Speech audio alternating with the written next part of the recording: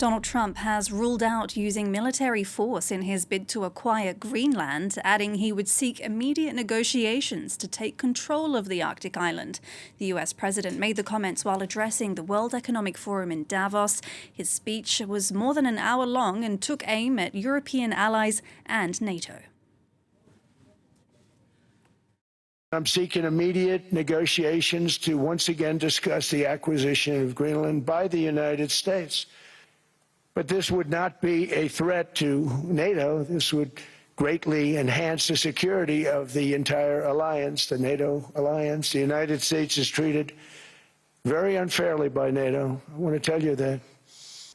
We never asked for anything, and we never got anything. We probably won't get anything unless I decide to use excessive strength and force, where we would be, frankly, unstoppable. But I won't do that. Well, for more on this story, we can bring in our international affairs editor, Douglas Herbert. Doug, that's the main takeaway then, isn't it? That Donald Trump will not use military force to acquire Greenland. It's certainly what the markets are reacting to, at least. Exactly. Look, with Greenland, I guess you can call this the sigh of relief speech, right? Because there was one line that people were waiting for out of this. What is he going to say about Greenland? And the prospect, unthinkable as it might have been to Europe and NATO allies, of actual seizure and a military clash between the U.S. and Europe, that prospect seems, at least if you were to take Donald Trump at his word, that seems to now be put on the back burner or sort of dispensed with altogether. He did, however, imply that, if you don't take the deal we're offering you, we will tariff you, we will tax you till you drop, right into oblivion. So there's still a threat out there, not so implicit. I will say this. It's important to also, when I say taking Donald Trump at his word, the entire Greenland part of this speech, diatribe, whatever you want to call it, was predicated on this notion, Karis, that somehow the U.S. at some point actually outright owned in the real estate sense, what he calls the piece of ice that's called Greenland, and that he gave it back to Denmark after the war, after World War II, after protecting Denmark from the Nazis. And that's just, it's not true.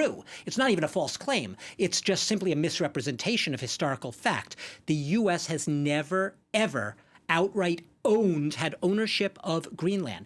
It did have, under international law, agreements with Denmark in which it could help defend it and deploy military forces there. It's able to invoke those treaties. But as far as the outright ownership, that is some claim that has somehow been instilled in Donald Trump by some advisor, perhaps, and he has run with it. And it really, really was a prominent part of his remarks today about Greenland. So I think it is important to at least make that very clear. It never owned Greenland, and therefore it never was in a position to give Greenland back to Denmark.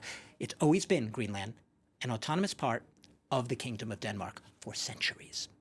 Well, Trump used his speech also to remind us that he solved a number of conflicts. He did mention the conflict in Ukraine, saying that he wanted to see a deal between Ukraine and Russia, that the leaders would be stupid to not agree on a deal.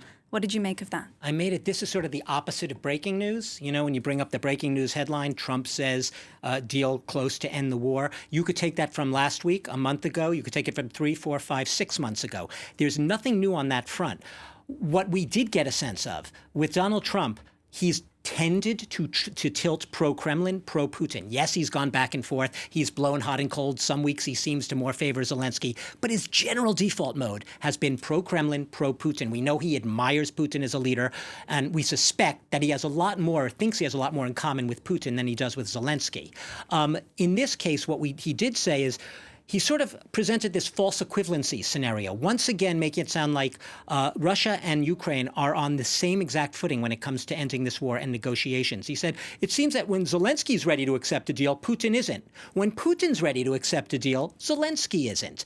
And I say false equivalency because what does it leave out? What does it ignore? The big headline there, that Russia is the aggressor that invaded Ukraine on February 24, 2022, and Ukraine is the aggressee, if I can coin a term there. That was not said there, but nothing new on Ukraine. He is going to be meeting with Zelensky apparently tomorrow in Davos. He originally said it was going to be today, then afterwards corrected himself when asked by a reporter.